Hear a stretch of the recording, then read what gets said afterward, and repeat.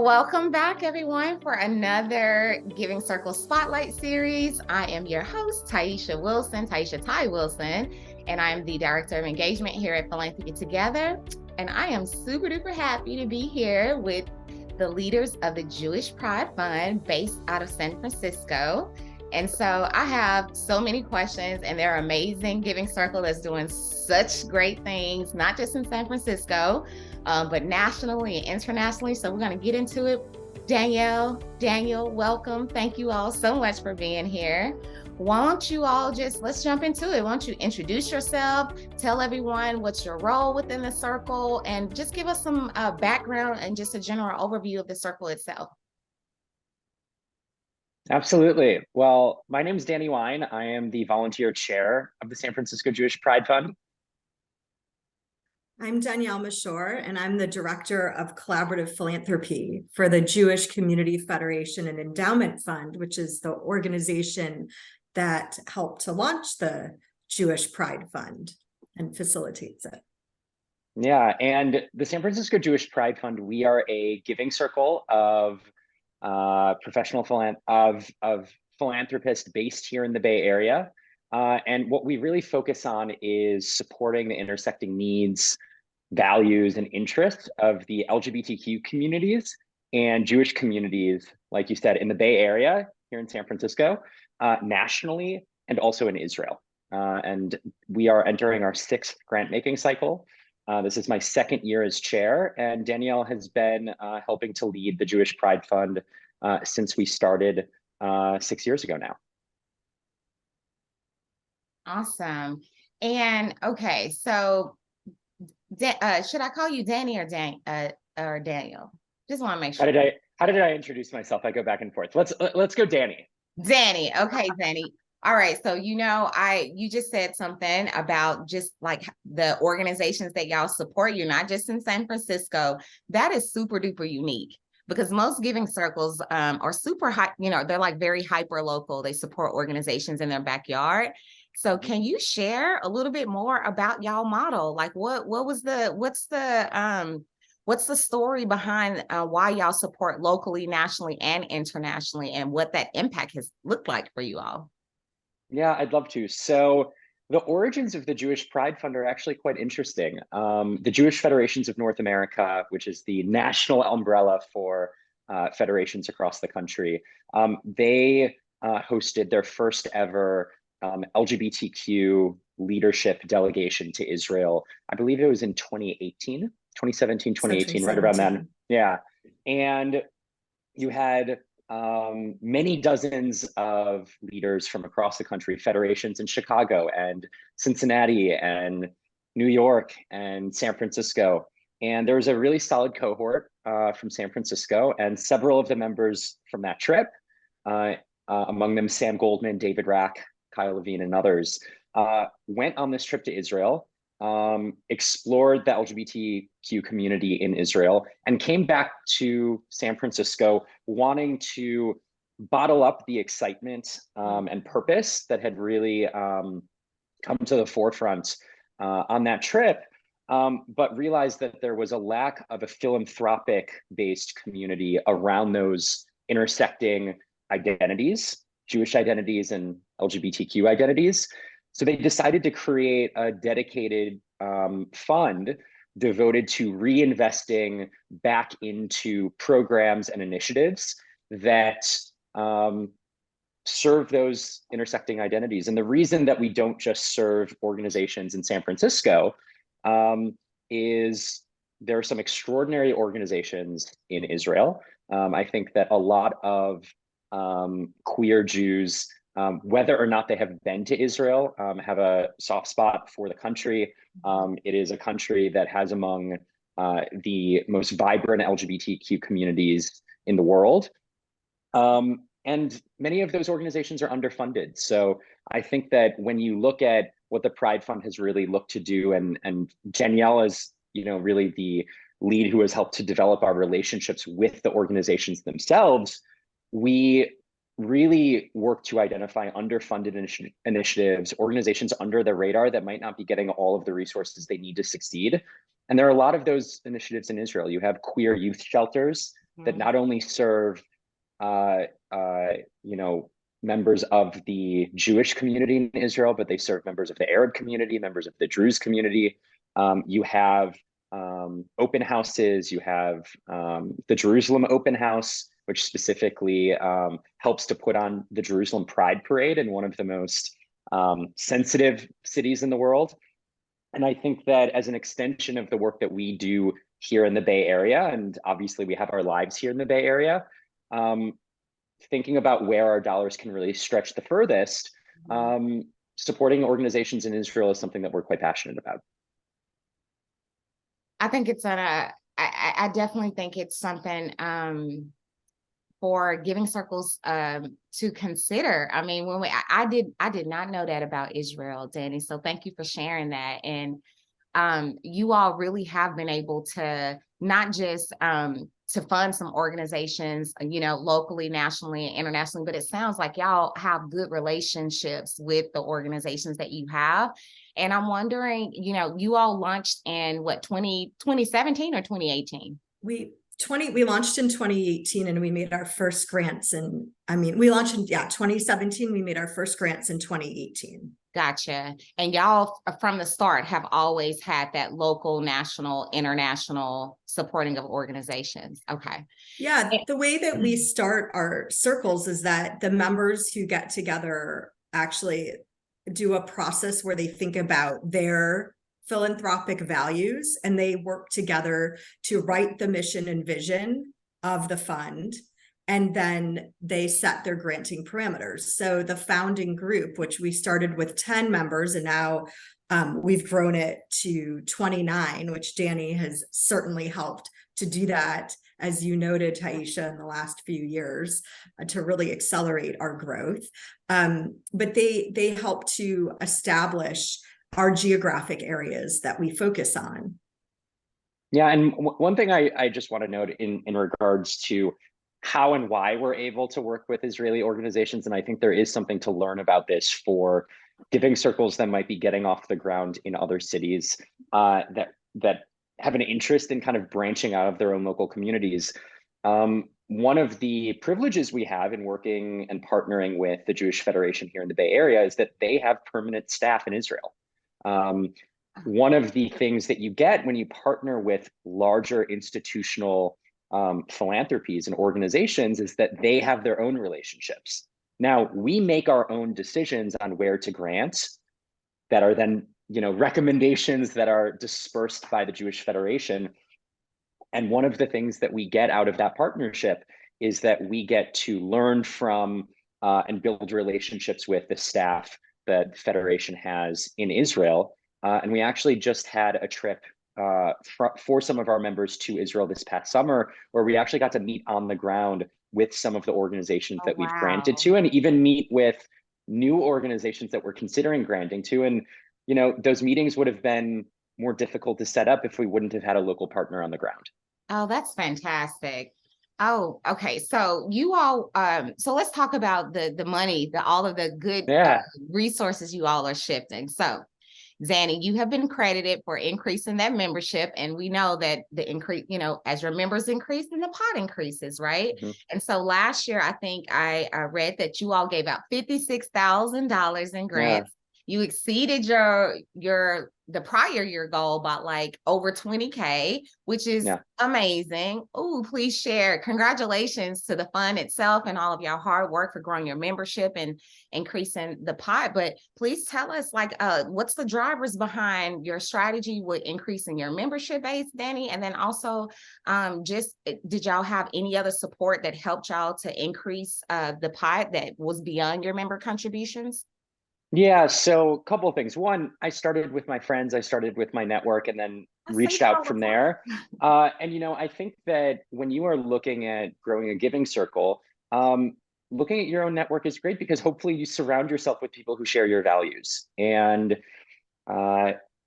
you know, when I raised my hand to take over as being chair of our giving circle from David Rack, our previous chair, I had several months to think about who are new individuals that I want to be drawing into the San Francisco Jewish Pride Fund's work. And I was unapologetic. If I was at a party on a Saturday night and I was having a conversation with someone, and they mentioned that they had just moved here from New York and they're Jewish. And maybe they even mentioned that, they're still making friends, they had this community in New York or wherever they came from. I would write their name down in a notes app on my phone. And a couple of days later, I would send them a link to our work and offer up the opportunity to meet over coffee and share a little bit more about the work. And sometimes they would be interested and sometimes they wouldn't be. But I think people really want an outstretched arm because philanthropy can be very intimidating. I think a lot of people think that philanthropy is for incredibly rich people. And I'll be transparent that the buy-in for the Jewish Pride Fund is not nothing. We have a buy-in of $1,800, which is a lot of money for most people. Yeah. And when I first joined the Pride Fund when I was 26, it was a lot of money for me based on what my salary was at that point. But making the decision to write an $1,800 check, it has meant that when I have leaned into philanthropy in other ways over the past 5 years, it's been less intimidating because I've had a foundation of knowledge and a community of people who have prioritized philanthropy, and it makes for wonderful friendships. And it also is a wonderful entry point for individuals who are interested in learning more about philanthropy, but they want a community of people to engage in it with. So giving circles are an incredibly exciting community, whether you are in your early to mid 20s, just getting started with your career, or if you're a veteran philanthropist who's in their 50s or 60s or 70s, wanting to give back in a more targeted way, or even mentor younger people to help them better understand what it looks like to get involved. Thank you for even that what you're talking about with philanthropy is something that we want the world to know, like what a philanthropist is. And it's what you just said, Danny, in terms of we often think of a philanthropist as this super ultra rich person and that's it. And it's like, yeah, no. When we think about philanthropists, it's the intentional and way of how we give our time, our talent, our treasure, our testimony, our ties, and connect people together that really allows us to own that narrative of of being a philanthropist. And so that does not always just include people with just with wealth. That includes youth and people, just more diverse communities that traditionally don't see themselves as philanthropists. And so I appreciate you bringing that up.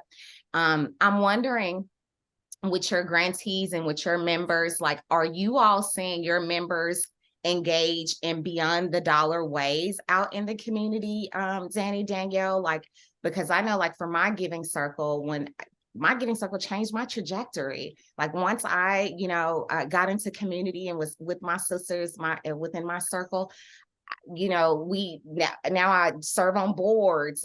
I offer pro bono support to some of our grantee partners. It's like other extension ways that's beyond the dollar that we're really leveraging and supporting our grantees. Are you all doing similar work beyond the dollar work with your grantee partners? I'll start by saying I actually ended up co-founding a civic tech nonprofit since becoming a member of the Jewish Pride Fund. So I actually in my private life, in my extracurricular, as a volunteer chair of the Jewish Pride Fund, I donate my own money and work with our members to disperse our funds. And then in my day job, I also run a nonprofit, and I'm actually in the position of applying for grants. I think that one of the things that we hope our members get from being involved in giving circles in general, but particularly ours, is to be empowered to join boards and to get involved in other ways that go well beyond this. One of the things that we really encourage people to do, because we have a consensus-driven grant making approach that Danielle can speak to. But we might get to the end of our giving cycle and not every organization that a member perhaps wanted to fund got written a check at the end of our grant making cycle. And we really encourage people at the end, if there was an organization you were really excited about because you discovered them through our meetings, please go out, volunteer with them, see about joining their board, see about writing a check directly to them.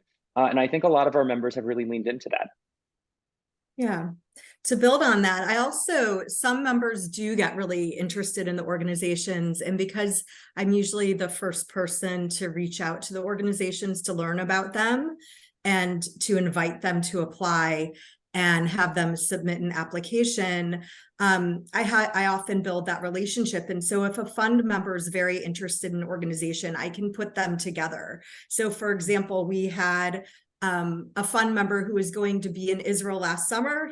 The fund member couldn't join the trip that we had organized, but still wanted to meet with organizations. So we were able to organize that. He met with 2 of the organizations and felt like he, could come back and really speak about how great they were. He was really on the same page. So we're able to facilitate, a lot of relationship building. And in my work as director of collaborative philanthropy, even with other circles that I run, I'm able to facilitate lots of relationship building between donors and organizations that make it feel very intimate. And especially even for the dollars that people are giving, they often can't have those kinds of relationships. Right. If you're just writing a check alone, from your own home, you don't have that same feeling of connection to the people that you're giving with, but also to the organizations and their leadership.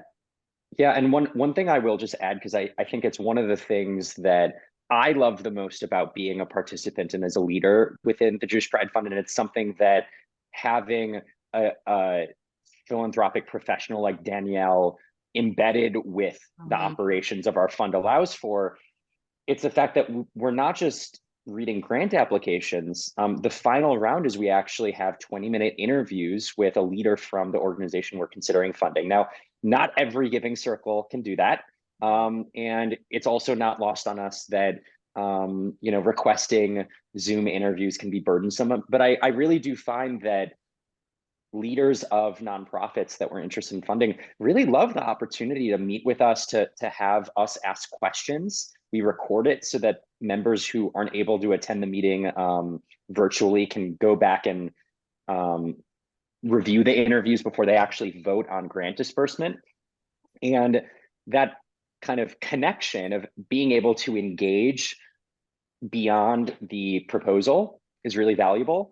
And I find that year upon year, there are certain organizations that really just stick with certain people, and the interviews, the opportunity to just for a couple of minutes, have a group representing the giving circle, engaging with those leaders, it really sticks with people, and it probably, hopefully leads to further engagement down the line. So many best practices in your grant processes. Yeah, actually, if I could even jump in and say that Danny just reminded me of another one that we've been talking about really for the last 2 years, which is trust-based philanthropy, and starting to really try to integrate those practices into what we're doing and what that might look like in terms of changing our model. Even we just had a meeting this past week talking about, well, for organizations that have applied before, looking at renewals, or like how can we lessen the burden if we decide to invite them to apply again. And similarly, we're entertaining the idea that if we're going to ask an organization to interview, because they don't necessarily get funded even though they interview, to offer them a minimum honorarium for doing that. So they still might not get the full grant, but they could get some sort of dollar amount acknowledging their time and effort. And I really think that that is something that we should start instituting this year, and would be very in line with trust-based philanthropy. I love that so much. That's definitely something, even with my circle, Danielle, I feel y'all, that's something that we want to do more of, especially when you consider for the smaller organizations that we're supporting, they're already so thin on capacity wise in terms of their time. And so just the acknowledgement of that and to offer that up is very impactful. So I love that. Love that you all are bringing in trust-based philanthropy in your processes. So Danielle, I have a quick question for you, because you've been here from the beginning. a lot of times it's daunting starting a giving circle. Like, we tell everyone it's fun and exciting, it's impactful, it's going to be great, but it is some work. And so I just, in looking back from when you first started the fund and now with all which y'all have done in these 6 years, like, what advice would you give yourself knowing what you know now from like the beginning? Well, Taisha, it's a great question. And I'm not sure that I would change that much. Okay. We're giving circle within an institution. So we do have some institutional supports, although you are right that it was in a lot of ways, starting out, it was me and the founding chair, who's a volunteer leader like Danny. And we were really growing this very organically. We were meeting people for drinks or coffee to get new members to join. We had a goal of having at least 10 members before we launched, which we reached that goal. And we, really organically started out with just conversations with the group about what are their values, mission and vision. And I do believe that I could have come in very programmed and I could have come in with 100 organizations already researched. And we really didn't. I came in saying, do you guys know of any organizations that you're interested in? And I could have done all the work, but I didn't want to do that. And I have to say that it has really grown organically. We now have a 40-page document of organizations. In our first year, we were and now we put it, finally I took it off of an Excel spreadsheet as these, finally got to this point of wow, this has really grown and it needs to be very organized. But in our first year, we just came up with a few organizations, and in a lot of ways that was great, because to have so many, if we had started with so many and what's out there, it would have been very overwhelming. So I think we started at the right place, and it's grown in that way. People like Danny, people like all the members who come in really have, not everything is already done for them. There's space for them to innovate, to bring new things in. Every year, there's improvements, options to change, to make new decisions. And that's really what it's about. And I think that when you're doing this, especially within an institution, there is that balance between over programming it and, and letting it, having it be member owned and driven, and striking that balance is important. Yeah, what I'll add is, having more or less doubled the size of our giving circle to almost 30 people, it has not been lost on me that facilitating a democratic, consensus-driven process becomes harder the more you scale. And to some extent, I think I certainly have not been trying to grow the fund significantly larger than we are now. I think 30 people is a very solid size. But part of the reason I haven't been trying to grow it too much more is, as the volunteer leader, I am still trying to lean into a process that can be consensus driven. And what that means to me is, when we get to the end of our grant making cycle for 2023, which will be end of this spring, early summer, I want everyone to feel like an organization they were incredibly passionate about got a grant. Again, not guaranteed, but that's the hope. That if someone was passionate about a particular angle of our giving, that they had the opportunity to not just express that, but evangelize for it to the rest of the group. And that creates a learning environment where we're all learning from each other, but also understanding where kind of the major pockets of enthusiasm are for a particular organization. For, let's say, 2 years ago, just as an example, we were making our grant making decision amidst a great deal of violence taking place in Israel, and particularly violence between Jewish and Arab communities. And we made a decision as a cohort, as a giving circle of peers, that we really wanted to make a statement in our grant to support an organization that also works with marginalized Arab queer youth, not just Jews, but explicitly served the Arab community. And we supported an organization called Beit Dror that does that. And we were able to take what was otherwise a really dark situation in Israel, in the country that a lot of our organizations are, and prioritize a giving lens that really elevated one of our values and supported an organization that really sits at the center of that. And I think that 2 years later, it's one of the things that I was really happy we were able to come together to do as a group. And I think that it's certainly one of the reasons why we have members who this is their 6th year returning or their 5th year That's returning. right. Yeah, I can totally see that. Like, even like y'all have shared so many best practices in terms of engagement. I mean, your grant processes itself is an engagement strategy. Sound like it's so inclusive in how y'all bring your members along for all of the levels, all of the steps, all the way through. So I'm wondering, I can literally talk to y'all like for another hour, because I have so many other questions, but we'll wrap up, and I do want to give y'all the opportunity to just share what you all have coming up, or anything else that you want folks to know about the fund itself, or where they can find you, or how they can support you. I'll just kind of leave it to you all to close us out. Do you want to start, Danielle? Yeah, well, you can find us. There is a link to what we do on our Federation website, which I can share with you, Taisha, at another time. And we do have a presence on Grapevine, although I believe it's private at this time.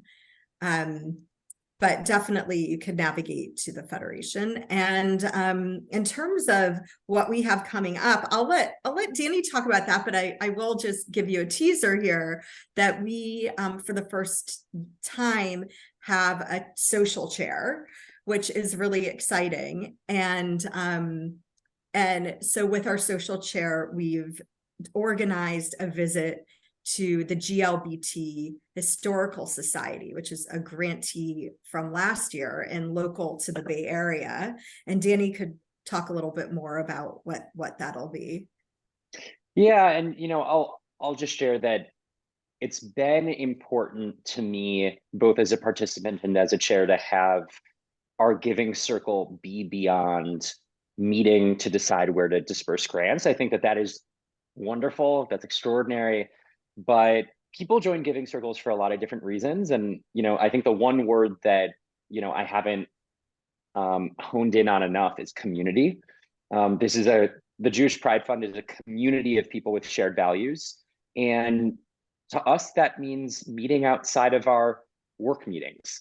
Right. So we have a social chair named Philip Goldberg who is organizing Shabbat dinners and brunches and volunteer opportunities. And you know what? Not everyone makes all of those, and that's okay.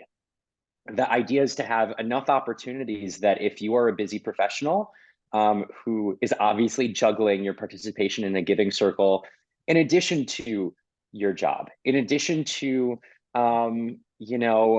kids, in addition to your partner, in addition to pets and all of the other things going on in your life, that there are opportunities throughout the year where you can pop over to a Shabbat dinner and bring your partner and introduce them to something meaningful in your life. There could be a brunch, there could be an opportunity to actually meet with one of the local grantees to actually see the impact of a recent grant. And because our membership has grown significantly over the past year and a half, so have the number of social events we're doing. And we have 30 members, and we usually have 10 to 12 members come to any given social event.